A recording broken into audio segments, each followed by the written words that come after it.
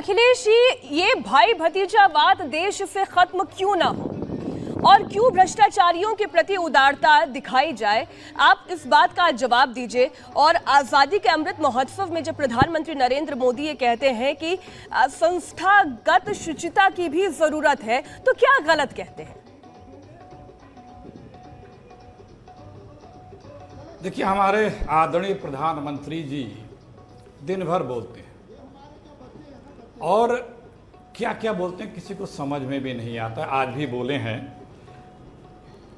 तो जो प्रधानमंत्री होता है, अगर वो काम कर रहा है तो उसका काम बोलता है, उसे बोलने की जरूरत नहीं पड़ती है। लेकिन जो कुछ नहीं करता है वो सिर्फ बोलता है। अभी जैसे आपने कहा, प्रधानमंत्री जी ने कहा कि हमें 5 प्रण, भैया 8 साल से तो आप प्रण ही ले रहे हो ना। ये आज पहली बार आप प्रण नहीं लिए हो। दिन में 4 पहर मोदी जी प्रण लेते हैं और बताते हैं। तो उस 8 वर्षों में जो प्रण लिए हो उसके बारे में भी तो कभी बता दिया करो क्या हुआ। 2 करोड़ नौकरियां मिल गई होंगी, निश्चित मिल गई होंगी। काला धन आ ही गया होगा, 15 लाख सबके खातों में चले गए होंगे। 2022 तक मोदी जी का प्रण था, मोदी जी का प्रण था 4 साल पहले कि हर परिवार को एक पक्का घर होगा, सबको मिल गया होगा।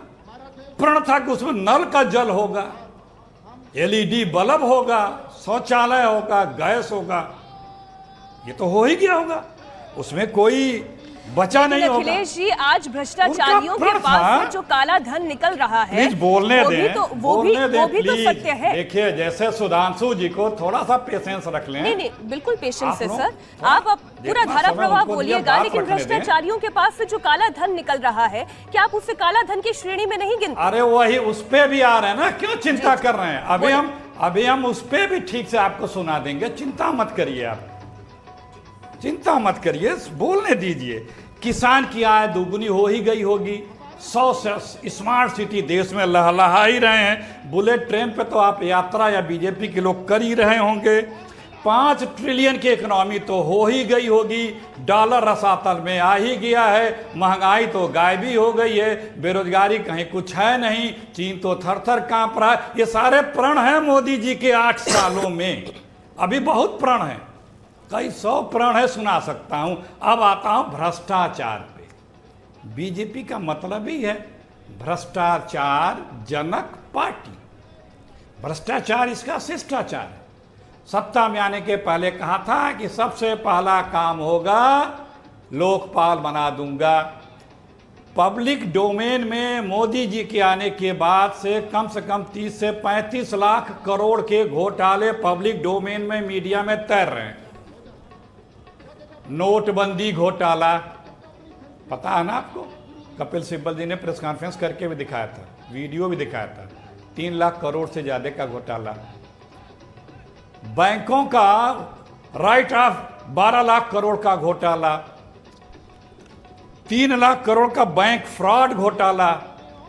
6 लाख करोड़ का एनपीए घोटाला। इसमें सब मैक्सिमम मित्र लोग ही हैं। कई मित्र यहाँ हैं, कई मित्र विदेश चले गए हैं, पहुंचा दिए गए, भेज दिए गए हैं। अभी एक लेटेस्ट घोटाला हुआ है 5G का, 3 लाख करोड़ का। खुद सरकार ने जिसका बिल्डिंग माना था मिनिमम 4.5-5 लाख करोड़ आया था, 1,25,000 में निपट गए।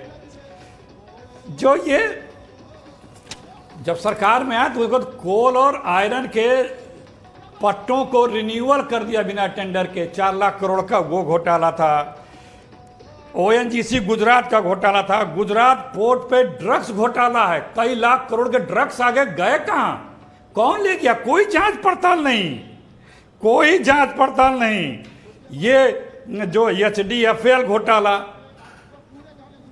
पता ये ABG शिपयार्ड गुजरात का घोटाला 24,000 करोड़ का।